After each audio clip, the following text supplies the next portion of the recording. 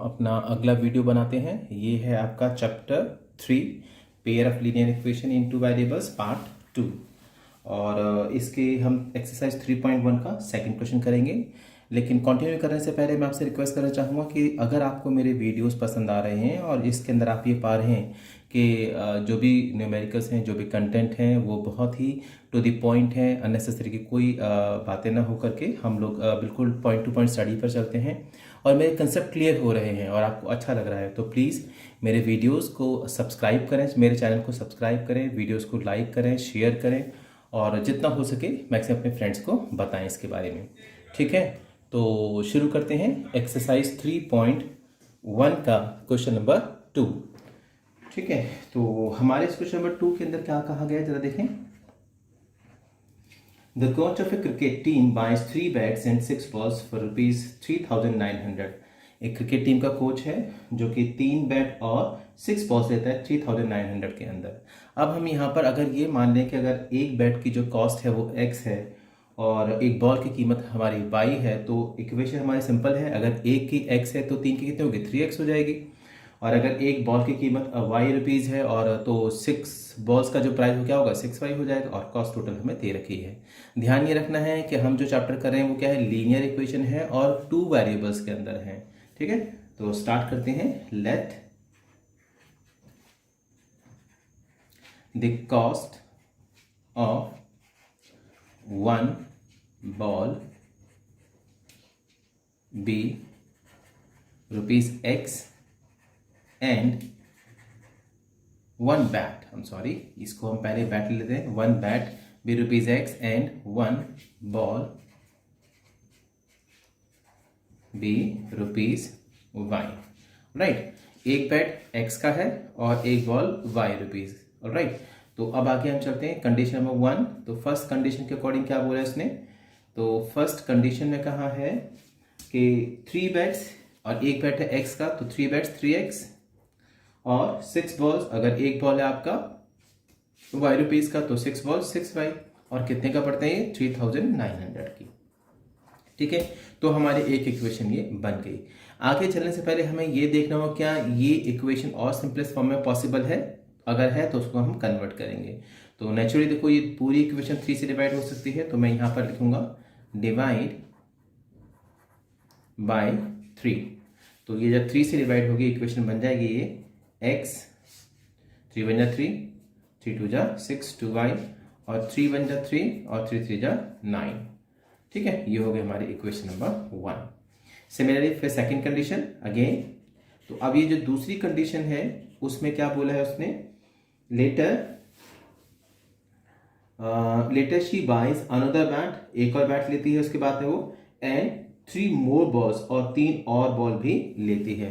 तो एक और बैट लेती है दैट मीन्स x और कितना 3 मोर बॉल्स, 3 और बॉल्स लेती है उसी तरीके की, तो एक बॉल की कीमत कितना था y, तो 3 का 3y और इज इक्वल टू कितना प्राइस देती है वो 1300। ये हो गया आपका 1300। हमें क्वेश्चन में जो बोला है उसके कंडीशन के हिसाब से हमने इक्वेशन बना दी है और इससे आगे सिंपलेस्ट नहीं पॉसिबल है। ऑलराइट, तो ये हमारी 2 इक्वेशन बन गई हैं। ये हो गया अलजेब्रिक रिप्रेजेंटेशन। ठीक, अब यहां से आगे चलते हैं।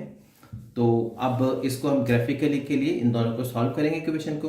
ठीक है, तो फ्रॉम इक्वेशन 1 बाय 1 और हमें 3 वैल्यू लेनी होगी फ्रॉम इक्वेशन 1। तो ये है x प्लस 2y 1300 और ये x is equal to 1300 minus 2y। हम यहाँ पर एक टेबल जरूर बनाएंगे और उसके अंदर मिनिमम कितनी वैल्यूज लेनी है, 3 वैल्यूज लेनी है। ठीक है, तो यहाँ पे हम 3 वैल्यूज लेने वाले हैं। इधर x की वैल्यू पुट करेंगे और इधर y की वैल्यू पुट करेंगे। ठीक है फ्रेंड्स, तो कंटिन्यू करते हैं। मैं पेन चेंज कर देता हूँ, थोड़ा सा ही लाइट हो गया ना। अब यहाँ पर हमें y की वैल्यू पुट करनी होगी। ठीक है, अब देखो अगर मैं y की वैल्यू 0 लेता हूँ या 1 लेता हूँ 2 लेता हूँ, तो आप देखेंगे कि x की वैल्यू 1300 में है और ये 1 2 3 में, तो बहुत ज़्यादा गैप हो जाएगा। गलत नहीं होगा लेकिन रिप्रेजेंटेशन थोड़ा सा डिफिकल्ट हो जाएगा। तो क्यों ना इसको हम हंड्रेड्स के अंदर कन्वर्ट कर लेते हैं। ठीक है, तो मैंने कहा पुट करो y इज इक्वल टू कितना लेते हैं हम इसमें, लाइक 300। ये मैंने 300 ले लिया। Now x is equal to 1300 minus 2 into 300 और ये कितना हो जाएगा x is equal to 1300 minus 600 और ये कितना बचेगा x की वैल्यू 700। ऑलराइट, तो ये हो गया आपका 700। ठीक, अब अगर ऐसे ही अगर मैं यहाँ पे 400 पुट करता हूँ, ठीक है, तो इसमें कोई शक नहीं, आप यहाँ पे 400 पुट करेंगे तो ये हो जाएगा 800। अब 1300 में से 800 जाएंगे तो कितना बचेगा 500।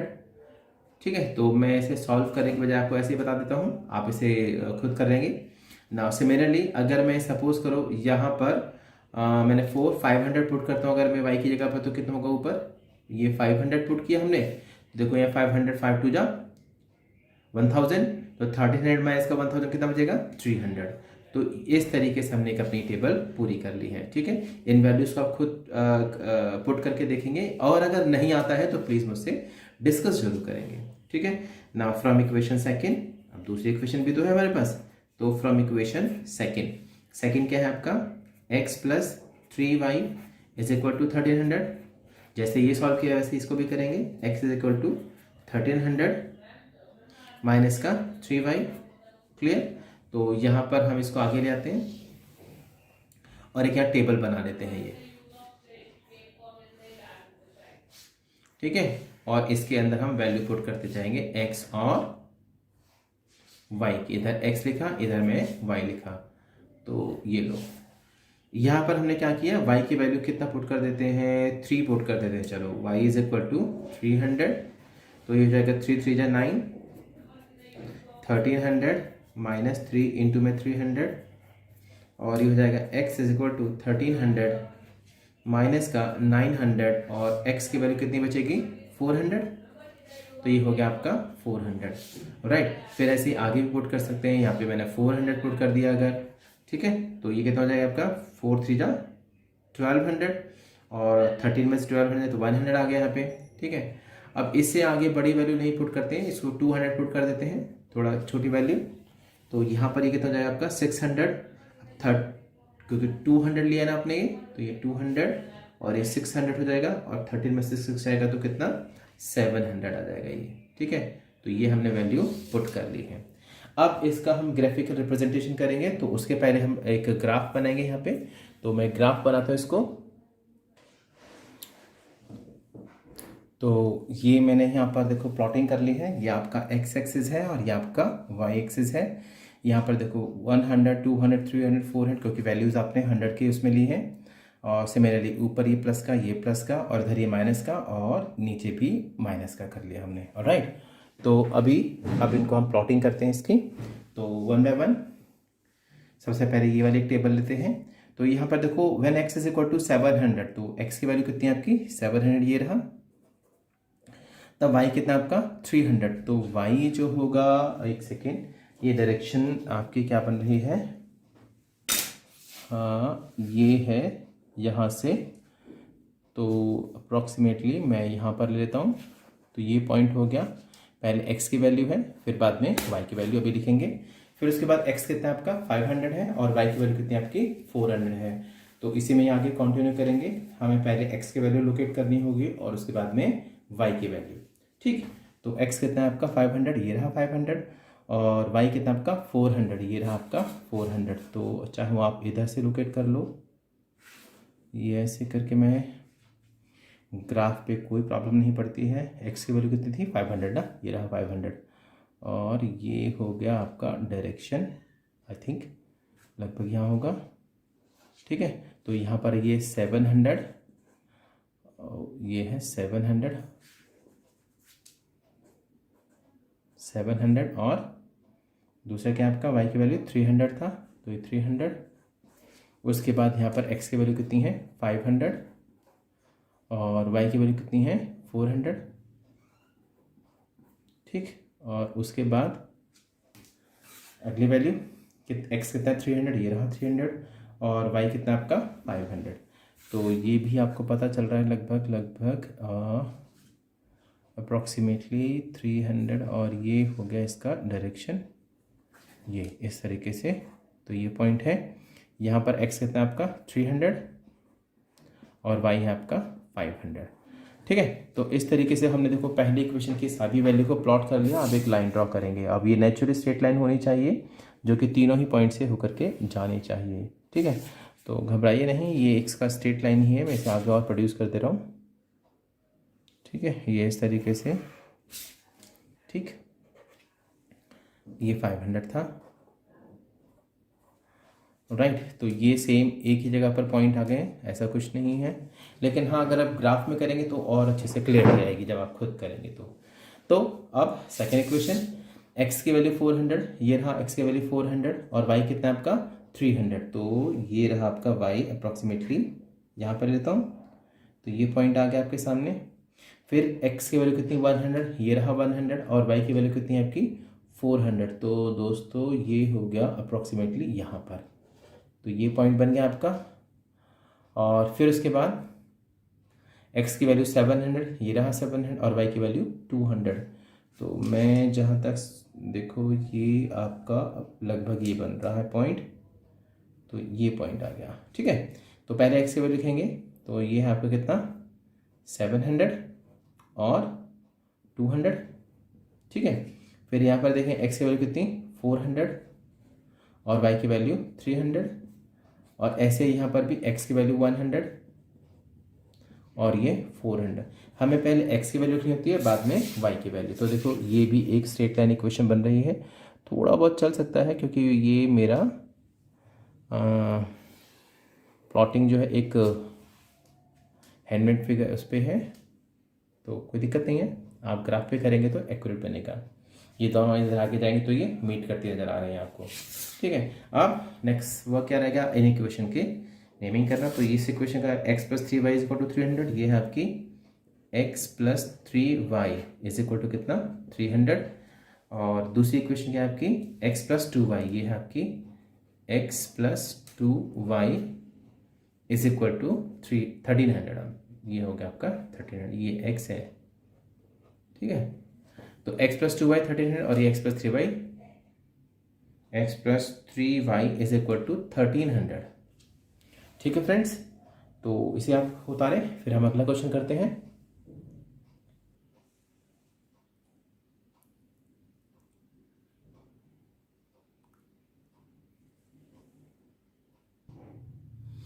ऑलराइट, अब डिस्कस करते हैं question number 3। In this question the cost of 2 kg of apples and 1 kg of grapes on a day was found to be rupees 160। यहाँ पर 2 kg एप्पल्स हैं और 1 kg ग्रेप्स हैं और 1 डे उनका जो कॉस्ट है वो कितना पड़ा है 160। ठीक है, तो एक काम करते हैं, जैसे पहले क्वेश्चन किया था, लिखेंगे let the cost of 1 kg Apple, 1 kg apples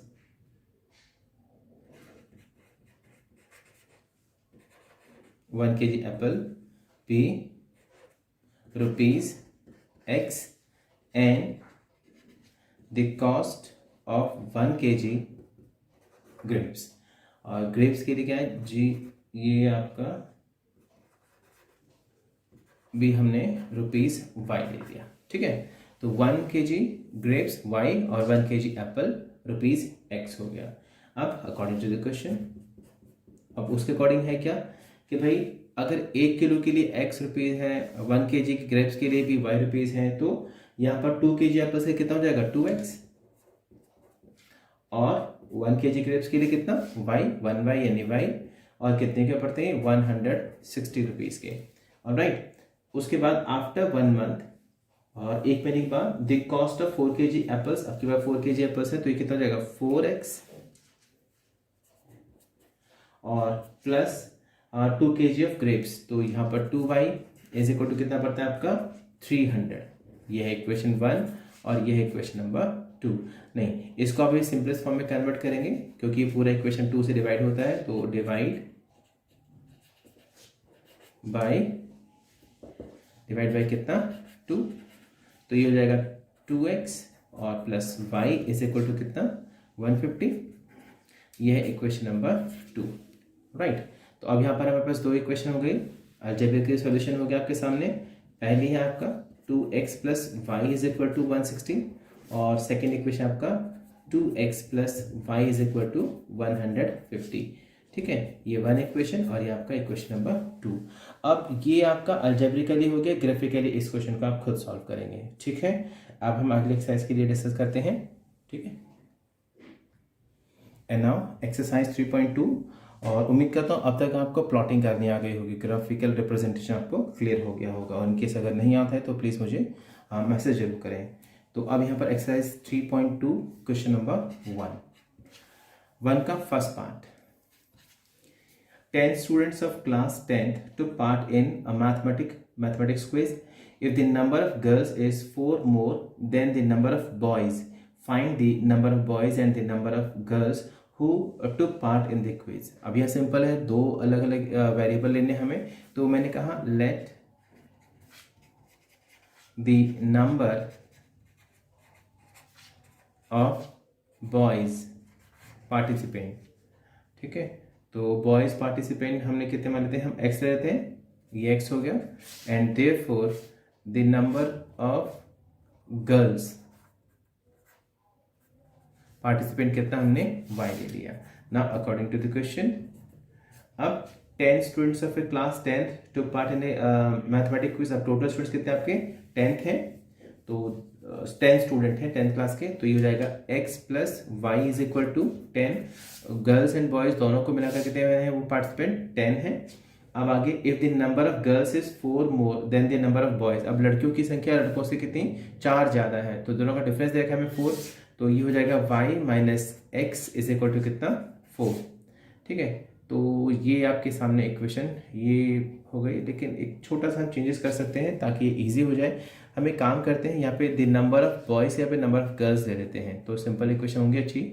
तो ये हो जाएगा आपका गर्ल पार्टिसिपेंट कितनी x, और यहाँ पर बॉयज पार्टिसिपेंट को हम लोग कर लेते हैं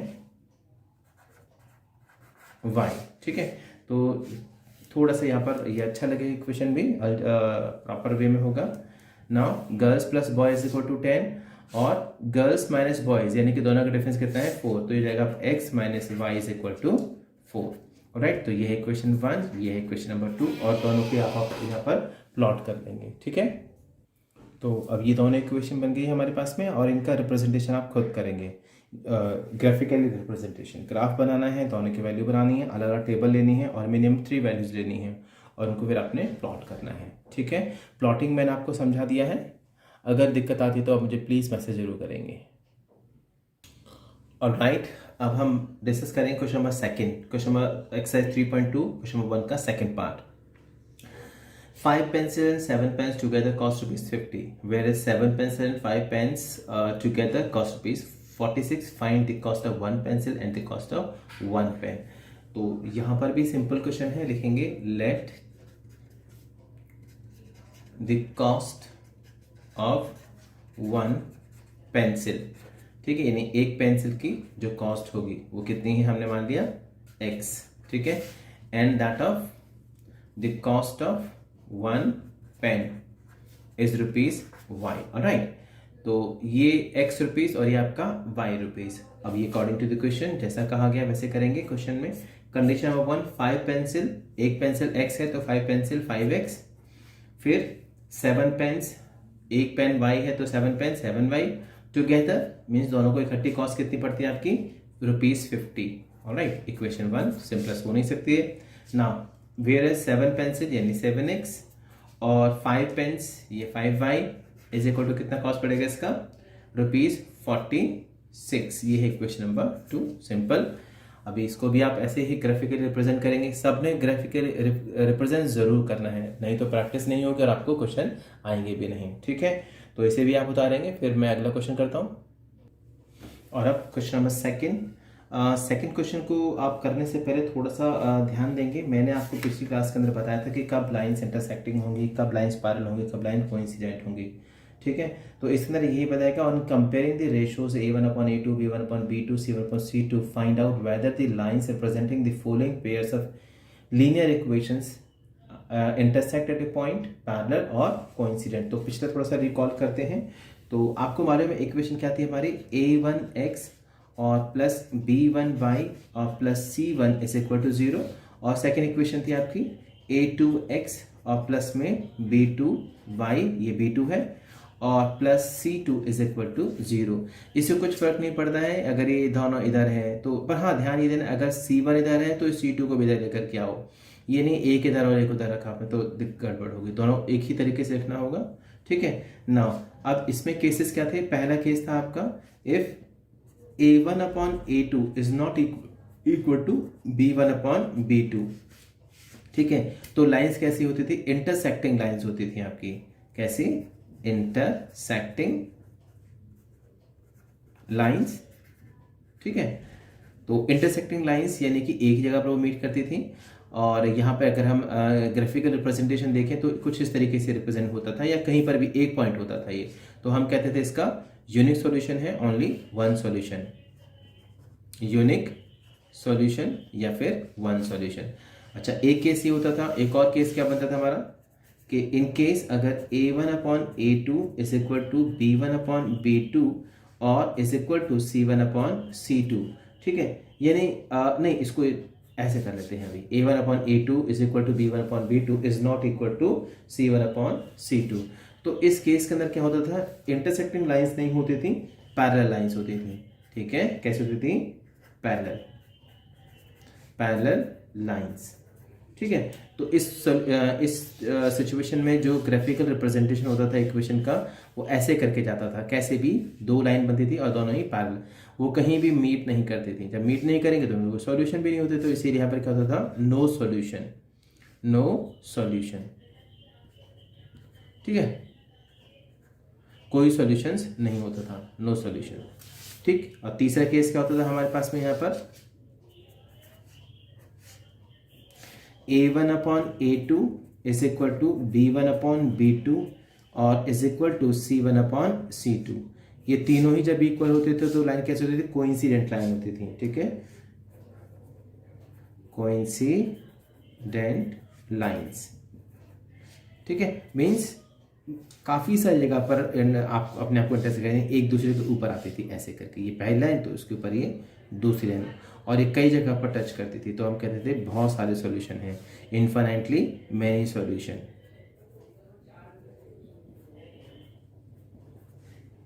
मैनी सॉल्यूशन। ठीक है, तो इस तरीके से रिप्रेजेंटेशन होता था। अच्छा, यहाँ पर एक बात और ध्यान देंगे आप लोग साथ साथ ही, इन केसेस के अंदर इसमें और आपका इस वाले केस में हम लोग कहते थे क्या है आपका, कंसिस्टेंट है, कंसिस्टेंट। ठीक है, और इसके अंदर क्या होता था, इनकंसिस्टेंट, इनकंसिस्टेंट। क्योंकि देखो आगे अगला क्वेश्चन देखेंगे तो आपको यही बताना है। ठीक है, इनकंसिस्टेंट। ठीक है, इस वाले केस का है, कंसिस्ट माने वो कहीं ना कहीं मीट जरूर करती है, इनकंसिस्टेंट मतलब वो मीट नहीं करती है। ठीक है, तो ये छोटी सी टेबल हमने यहाँ पर बना ली है, और ये कुछ ऐसी टेबल आपकी एनसीईआरटी बुक में भी दे रखी है, आप वहाँ से भी लर्न कर सकते हैं और समझ सकते हैं। ठीक है, ऑलराइट, तो हम आगे चलते हैं। ठीक, ओके, नाउ आप क्वेश्चन नंबर सेकंड का फर्स्ट पार्ट, तो ये मैं यहाँ पर फर्स्ट पार्ट लिख रहा हूँ मैं। On comparing ratios, we have to find whether the equations are intersecting at a point, parallel or coincident.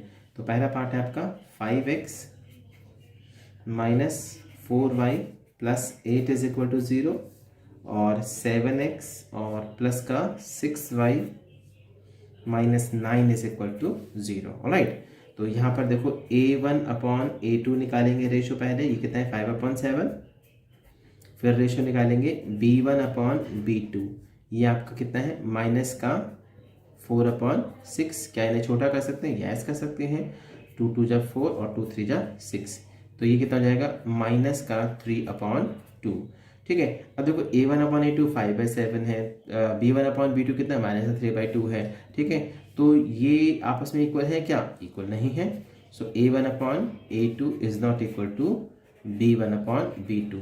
और ये जब दोनों ही पेयर आपस में इक्वल नहीं है तो हमें आगे चेक करने की जरूरत नहीं है, हमें यही पता चल गया लाइन कौन सी है, इंटरसेक्टिंग है। तो देख लिखेंगे लाइंस आर इंटरसेक्टिंग। क्लियर? तो ये फर्स्ट पार्ट था, मैं यहाँ पर सेकंड पार्ट भी कर देता हूँ, ठीक है। तो अब सेकंड पार्ट में ध्यान देते हैं हम लोग। सेकंड पार्ट में क्या है, इक्वेशन आपकी 9x प्लस 3y और प्लस 12 इज इक्वल टू 0, और दूसरी इक्वेशन आपका 18x और प्लस 6y और प्लस का 24 इज इक्वल टू 0। आप देखो इक्वेशन इसमें 3 से डिवाइड हो रहा है और इसमें भी हो रहा है, तो आप चाहो तो यहाँ पर डिवाइड कर सकते हैं या बाद में भी कर सकते हैं, इससे कुछ फर्क नहीं पड़ता है। तो मैं सीधा यहाँ पर निकाल रहा हूँ a1/a2, ये है a1/a2, ये है आपका 9/18, तो 9 1 जा 9, 9 2 जा 18, ये हो जाएगा 1/2। तो मेरे पास a1/a2 की वैल्यू क्या आ गई, a1/a2 इज इक्वल टू 1/2। ना b1/b2 निकालते हैं, तो b1 कितना आपका 3/6, तो ये भी छोटा हो सकता है, ये क्या होगा 1/2, तो मेरे पास b1/b2 कितना आ गया 1/2। क्या ये दोनों इक्वल हैं? यस इक्वल हैं, तो हमें आगे भी चेक करना पड़ेगा, क्या पता तीनों इक्वल हो। तो c1/c2, c1 कितना आपका 12/24, ठीक है। तो ये कितना जाएगा 1/2, क्योंकि 12 2 जा 24 होता है। सो देयरफॉर c1/c2 भी मेरे को मिल गया, कितना आपका 1/2 है। अब देखो ध्यान से देखना, तीनों ही इक्वल हैं आपस में, ये भी 1/2, ये भी 1/2, ये भी 1, तो हम लिख सकते हैं therefore a1/a2 is equal to b1/b2 is equal to c1/c2। So lines are, कैसी लाइन्स है, तीनों इक्वल है, तो ये देखो तीनों इक्वल है ना, कोइंसिडेंट लाइन है, ठीक है। लाइन्स आर कोइंसिडेंट या कोइंसिडेंट लाइन्स, ठीक है, तो जो एक दूसरे के ऊपर है। ऑलराइट, तो पहले यहाँ तक उतारेंगे, फिर हम कंटिन्यू करते हैं। और ऐसे ही आप क्वेश्चन नंबर सेकंड का थर्ड पार्ट भी कर सकते हैं, जिसे आप खुद सॉल्व करेंगे घर पे, कोई दिक्कत नहीं है, और नहीं आएगा तो आप मुझसे डिस्कस कर सकते हैं। अब हम बात करते हैं question number 3।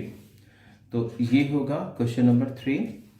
On comparing the ratio a1/a2, b1/b2 and c1/c2, find out whether the following pair of linear equations are consistent or inconsistent। तो मैंने आपको बताया था कि रेशो चेक करने हैं, और रेशोज के अंदर अगर देखो वो दो रेशो आते हैं, मीन्स अगर लाइंस कोइंसिडेंट होती हैं तो, या इंटरसेक्टिंग होती है, तो हम कहेंगे वो कंसिस्टेंट हैं, और अगर लाइंस आती हैं पैरेलल, ठीक है, तो हम कहेंगे वो कैसे है, इनकंसिस्टेंट है। तो इनका सिचुएशन क्या बनता था, तो अगर आपको ध्यान हो a1, अगर दो कंडीशन देखो, पहली कंडीशन क्या है, अगर a1/a2 is not equal to b1/b2, ठीक है, मीन्स दोनों ही आपस में कैसे हैं, इक्वल नहीं है, या a1/a2 तो इक्वल है b1/b2 के, ठीक है, और साथ साथ में तीनों ही इक्वल है, c1/c2 भी इक्वल है, तो हम कहेंगे ये दोनों ही सिचुएशन के अंदर क्या है, कंसिस्टेंट है, कंसिस्टेंट। और अगर a1/a2 is equal to b1/b2 और नॉट इक्वल टू c1/c2, तो इस सिचुएशन में लाइंस पैरेलल होती थी, तो और नो कोई सॉल्यूशन नहीं होता, तो जब सॉल्यूशन नहीं है तो क्या कहेंगे, इनकंसिस्टेंट है, यानी उनके सॉल्यूशन पॉसिबल नहीं है, inconsistent,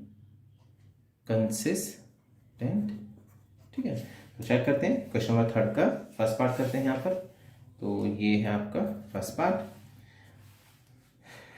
3x plus 2y is equal to 5, और दूसरी इक्वेशन है आपकी 2x minus 3y is equal to 7।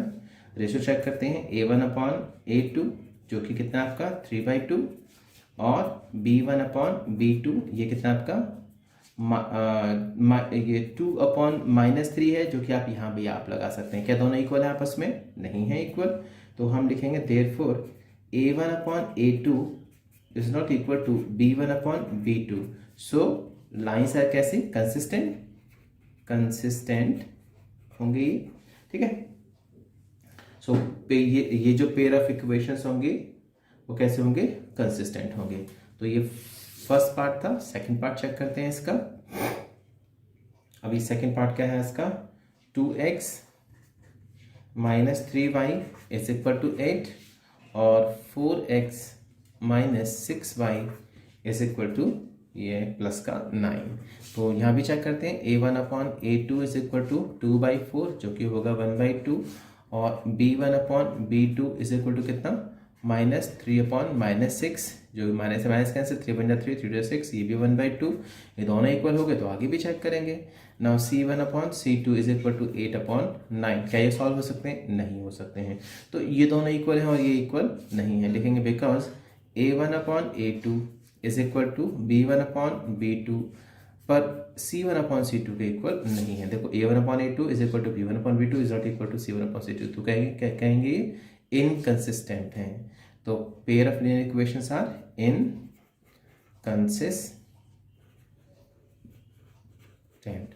ठीक है, तो ऐसे ही अगला पार्ट भी कर देते हैं। यहाँ पर थर्ड पार्ट, ये आपका 3/2x और प्लस का 5/3y और ये है इज इक्वल टू 7। देखो इसको आप सिंप्लीफाई भी कर सकते हैं। देखो 2 और 3 नीचे है, इनका एलसीएम क्या होगा? 2 और 3 का एलसीएम 6, तो 6 से इक्वेशन को मल्टीप्लाई कर दिए, सिंपल इक्वेशन बन जाएगी। तो बाय मल्टीप्लाइंग, क्योंकि हो सकता है फ्रैक्शन से आपको डर लगे तो मैं इसको सिंप्लीफाई कर देता हूँ। तो जब 6 से मल्टीप्लाई करेंगे यहाँ पर, ठीक है, तो ये 6 इंटू में 3/2x और प्लस में 6 इंटू में 5/3y और 6 इंटू में 7, ऐसे ही होगा। तो देखो 2 3 जा 6, ये 3 आ गया, 3 3 जा 9x और ऐसे ही यहाँ पे देखो 3 2 जा 6, 2 टाइम गया और 2 5 जा 10, ये हो जाएगा 10y, ये 3 से मैंने काट दिया इसको और ये कितना होगा आपका 7 6 जा 42। तो ये स्टेप हम आगे से बताएंगे नहीं, ये सीधा मल्टीप्लाई करके लिख देंगे। ठीक है, तो ये है आपकी इक्वेशन 1। अगेन अभी दूसरी इक्वेशन क्या है आपका 9x - 10y, 9x - 10y is equal to कितना 14 है, ये इक्वेशन नंबर 2 है। तो A1/A2 कितना बना 9/9 इज इक्वल टू 1 हो गया और B1/B2 कितना बना, देखो 10/-10 है, तो ये 10 से 10 कट के 1 तो आ रहा है लेकिन ये माइनस का बन आ रहा है, तो इसीलिए कहेंगे ये प्लस का 1 ये माइनस का, तो इक्वल नहीं है। तो ये क्या होगा A1/A2 is not equal to B1/B2 और जो इसके इक्वेशन है वो कैसी होंगी फिर आपकी कंसिस्टेंट होंगी, अगर इक्वल नहीं है तो कंसिस्टेंट। ठीक है, तो पहले यहाँ तक उतारेंगे फिर हम कंटिन्यू करेंगे